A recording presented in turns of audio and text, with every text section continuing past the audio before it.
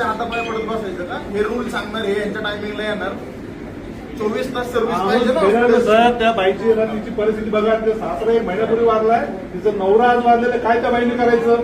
12-14 तास तिच्या मानसिकतेबरोबर घ्यायचा प्रकार नाही का?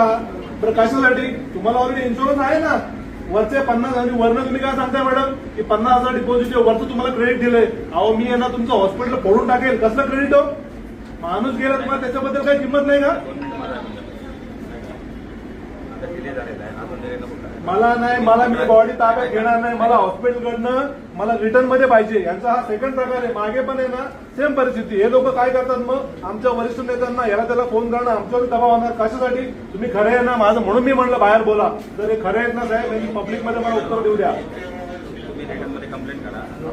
मला इथे मला रिटर्न मध्ये मी तोपर्यंत बॉडी ताब्यामध्ये घेणार नाहीये. काय 14 तास दिले झालाय ना, यांनाच किंमत नाही ना. मला काय ठीक आहे, माझी मानसिकता